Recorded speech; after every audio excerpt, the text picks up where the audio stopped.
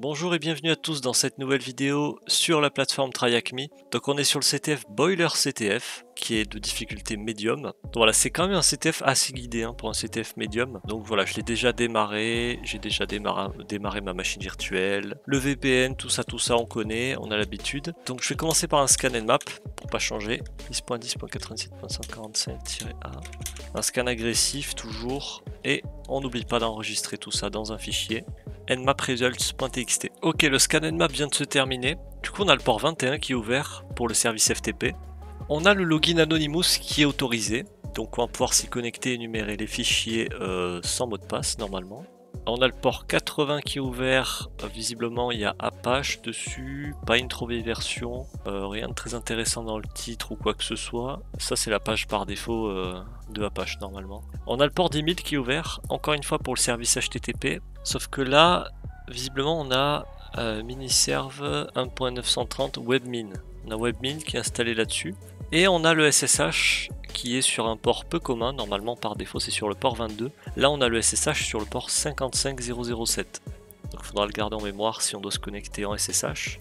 Donc, je vais énumérer le service FTP. On va faire FTP 10.10.97.145. On va utiliser comme login Anonymous, voilà, et on n'a pas besoin de mot de passe. Si je fais ls, on trouve rien. Si je fais ls-la, on a un fichier caché, info.txt, je vais le récupérer.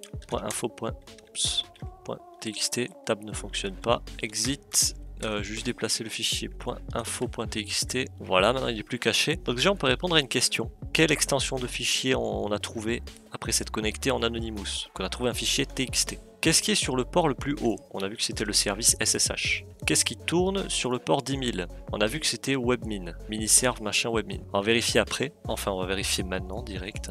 Donc 10.10.97.145 de point 10 000. Error document follow. Ce serveur web tourne en mode SSL. Donc là il faut qu'on ajoute du coup le HTTPS. Risque probable, si je fais en savoir plus. Avancer, on a un certificat, je vais bien regarder les certificats, parfois on peut avoir des informations utiles. Webmin web server, webmin web server, donc on a encore ici webmin, on va accepter, ici aussi il y a marqué webmin, donc on a la réponse, ce qu'il y a sur le port 10 000 c'est webmin. Peut-on exploiter le service qu'il y a sur ce port, oui ou non? Pour ça on va voir sur exploitdb, donc ce que je vais faire, je vais taper webmin, et nous la version c'était 1.930.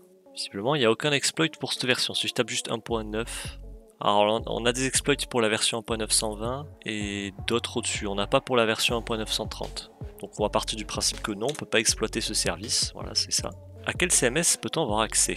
Pour ça, on va utiliser GoBuster. On va énumérer les répertoires et les fichiers pour trouver s'il y a une CMS installée. Pour ça, on va faire GoBuster, dir -u http://. Alors d'abord, on va énumérer le port 80-w/usr share wordlist. Dir b, on va utiliser la wordlist big.txt et je vais enregistrer ça dans un fichier gobuster.txt. Donc là, voilà, ces deux fichiers-là classiques.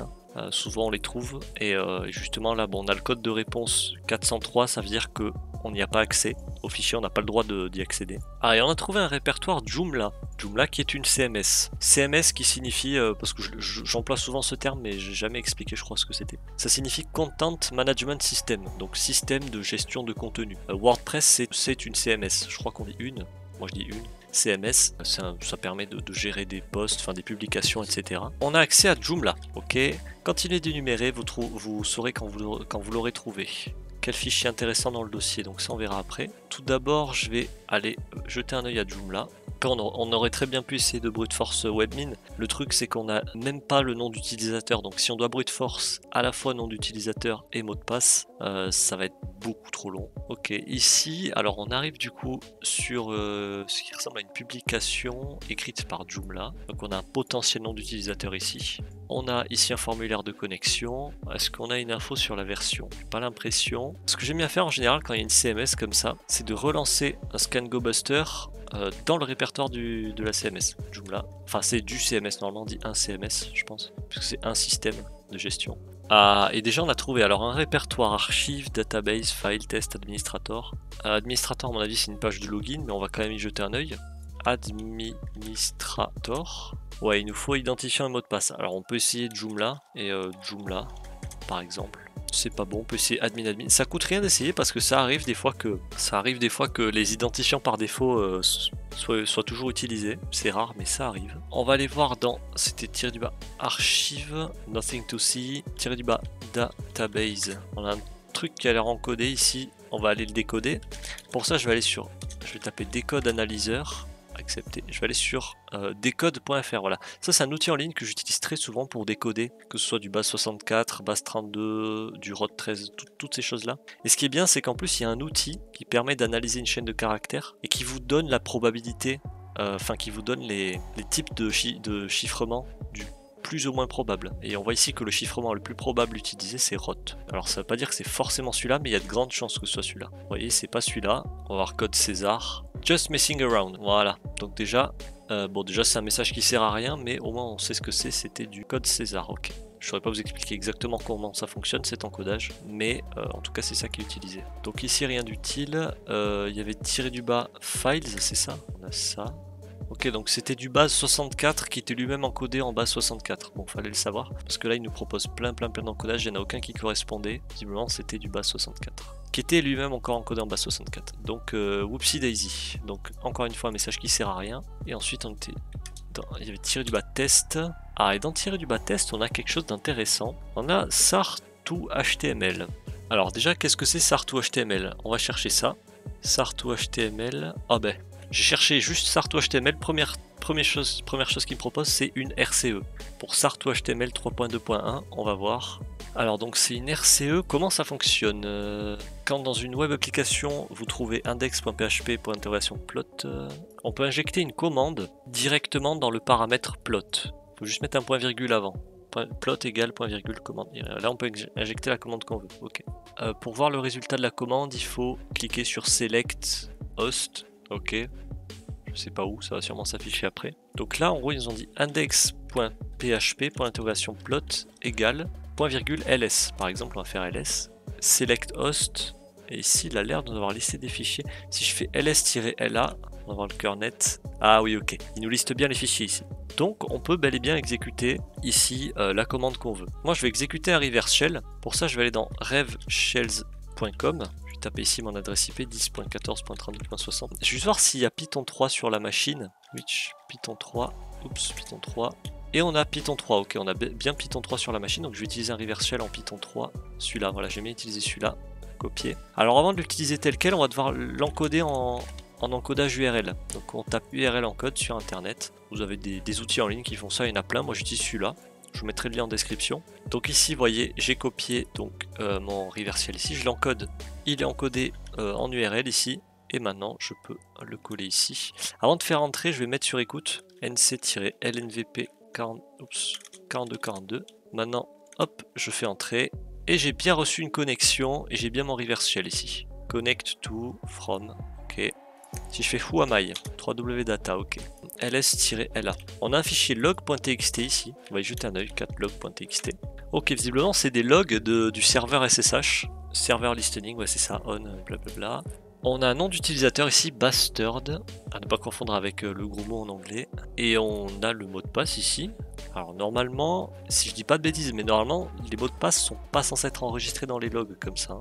Normalement, il me semble. Mais on a visiblement un potentiel mot de passe ici pour l'utilisateur bastard. On va essayer de se connecter en SSH. SSH bastard @10.10.97.145. Ah oui, pardon, le port c'était 50007. 55007, pardon, 55007. Yes, je colle le mot de passe et on est bien connecté en SSH. Je vais juste faire clear who am I. Voilà, on est bien connecté en tant que bastard. En plus, on a un shell qui est complètement stable puisqu'on est en SSH. Il n'y a même pas besoin de stabiliser le shell. Ça dégage. Du coup, là, on peut déjà répondre à une question. Quel fichier intéressant avons-nous trouvé? Le fichier log.txt.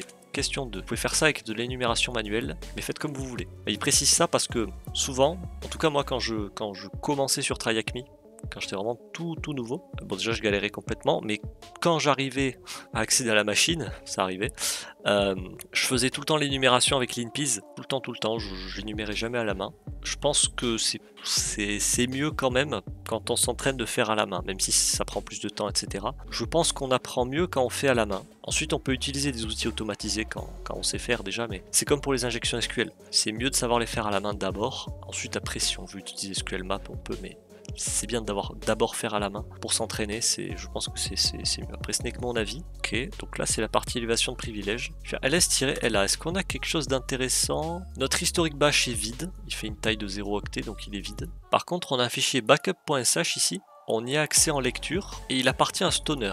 Donc on va y jeter un œil. cat backup.sh.